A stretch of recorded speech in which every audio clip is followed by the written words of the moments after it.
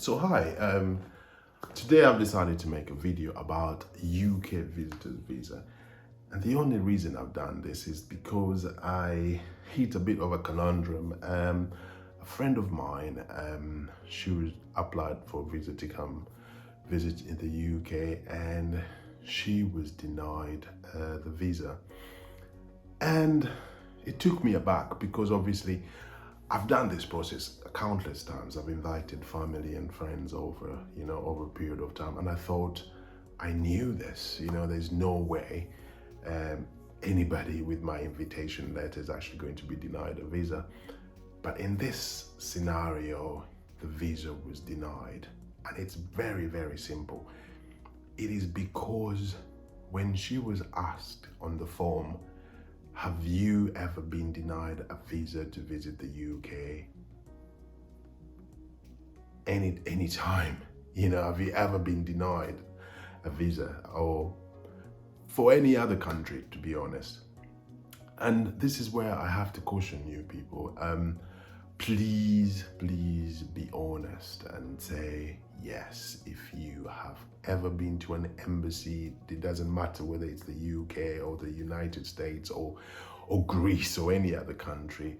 Just say the reason why the visa was denied. Just be honest, because if they can find out that you were denied a visa, they will deny you a visa. So in this scenario, so she applied for a UK visa like 15 years ago and she forgot about it. And obviously nobody knew that these people still have all this data in their system. They do. And because she said that, and I think the people that do the visa processing, they get to that question. Well, open up your application, go to that question, and if they say yes or no, and all they have to do is just correspond with the data they have on their system. And if you have ever been at the embassy or been denied a visa, that is the end of the application. They will take your money and then just deny you the visa, regardless of how good your paperwork is. So basically, please keep that in mind. So be honest. Don't go to the embassy and tell lies in terms of whether you've been to the embassy or not.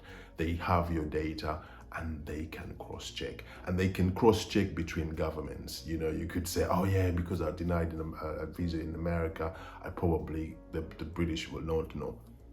They might know, so please keep that in mind. So it's very difficult to make one of these videos without actually giving you the whole process on how to apply for a visitation visa. It's quite a simple process actually, because everything nowadays is online. You just have to apply online. You don't have to sit for lengthy interviews. Especially I'm talking in terms of people that come from Africa, basically, because that's my experience in terms of applying for visas. So there's a TRS service that does your biometrics. So basically, after you filled up your form, you go to TRS service, you pay your fees, to get your biometrics done, and that's pretty much it. You sit and wait to see if you get your visa approved or not. But then there's a couple of other things I wanted to actually highlight. So you probably know this, by the time you go to apply for a visa, you need your passport. You need a letter of invitation if somebody's actually inviting you to come to the UK.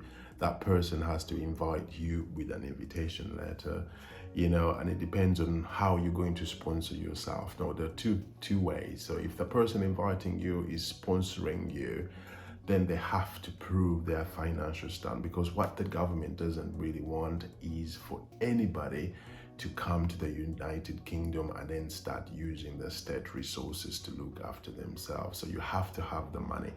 And they say that the calculation is roughly made around £50 per day, depending on, and then that depends on how long you're going to be here. So then you can calculate how much you need in terms of the period you're going to spend here. So for example, if it is a week, you probably need £350 for that duration to as your upkeep, that is your transport within the actual UK, obviously.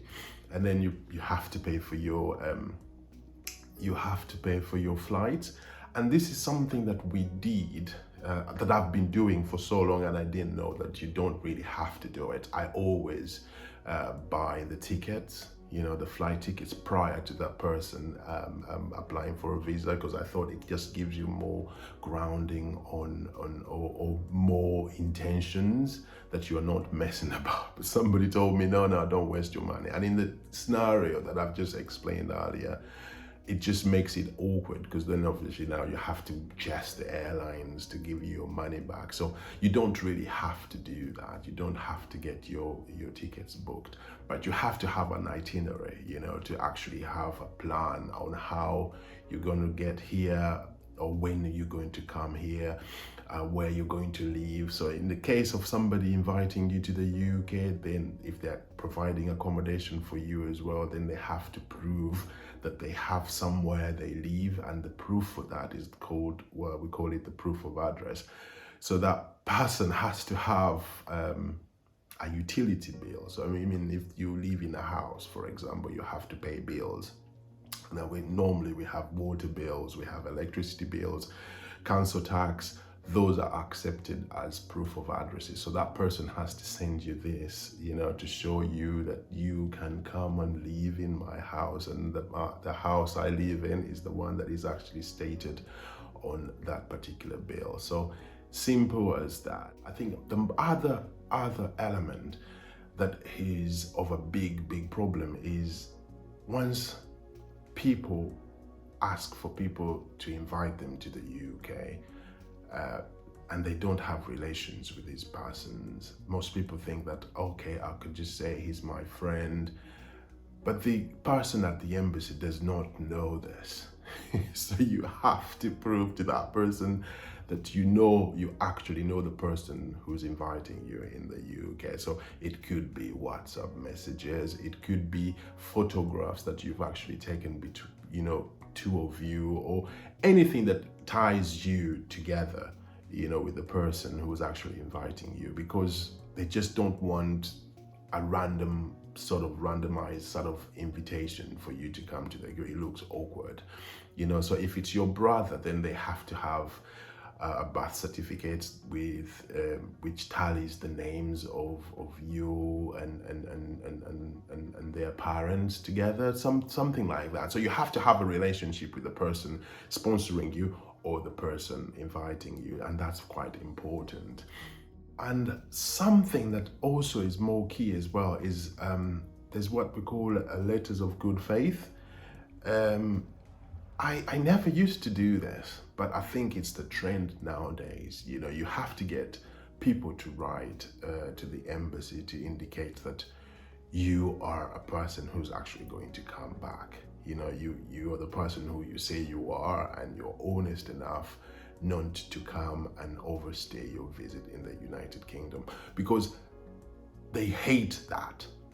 They hate the fact that anybody comes here as a visitor and they never go back, So you have to find someone to kind of say that you are not going to do this. And apparently it's not just one person. It has to be a catalogue of other people, like about 5 people that know you that will write to the embassy. So these letters that they write, they have to be included, in your application. So you have to upload them as you upload the evidence, so don't miss that out. So in terms of employment, and you need an introduction letter from your employer as well to indicate that you are actually employed, and they also have to have it like on a sort of business letterhead, not just like someone jotting something down with a piece of pen.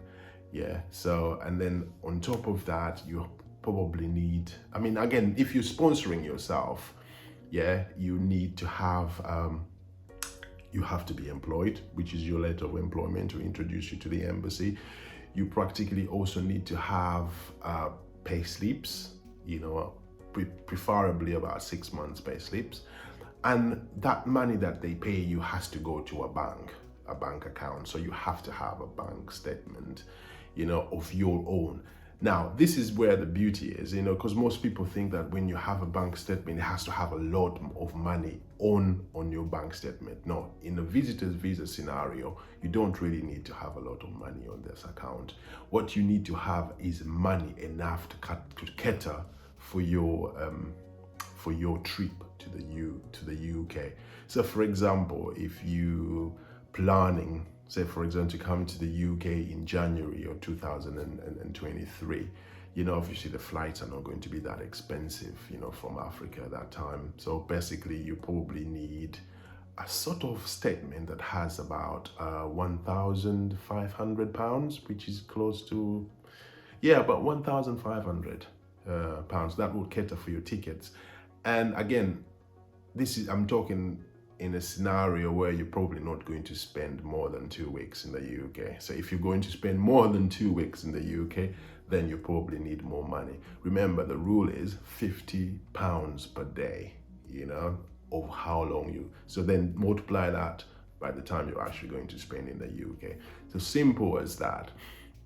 So when you get all your information gathered up, you can literally just upload it. You scan your documents, upload them onto the system, or as you're doing the application, and all you have to do is just go to TRS, visa services, whatever they call it, and then that's where you get your biometrics, and then just sit and wait.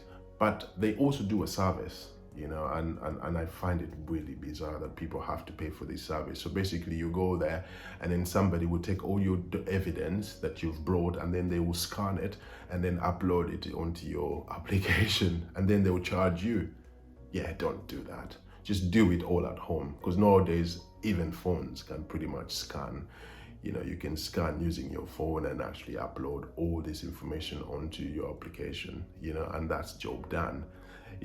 And the good thing as well, you don't really have to sit in an interview. Nobody has to physically interview you. So it can be a bonus, or it can be a problem in one way, because sometimes if somebody asks you a question, they can help you to kind of recover. But if nobody's asking you any questions, sometimes you can mess up. So that's why when you're writing letters, when you are giving information about the application, or you're filling in the application, give as much information as possible. And if you think something is not clear, it's probably not clear. Make it clear enough to the visa person, because they ponder on these little things, and this is why people get denied visas and all that. But anyway, to end this video, because I don't want to really make it a rambling one, remember, if you have ever been denied a visa whatsoever, whatever country, you have to pretty much state this, because if you don't and they find out, that will be a denial, straightforward. And apparently they could blacklist you for close to about 10 years, which is sometimes possible, and it can be a pain if you want to visit the UK in the future. So please make sure that you are honest enough to kind of tell them that you've been denied a visa. And so if you have any questions, please just go down in the notes below, ask me anything. I'll make sure that I answer you, in terms of this. And then good luck, go out there. People have to travel and actually get exposed. I'd love you guys to come and probably say hello to me once time you come to the UK. Thank you again. If you're first time here, please subscribe to this channel.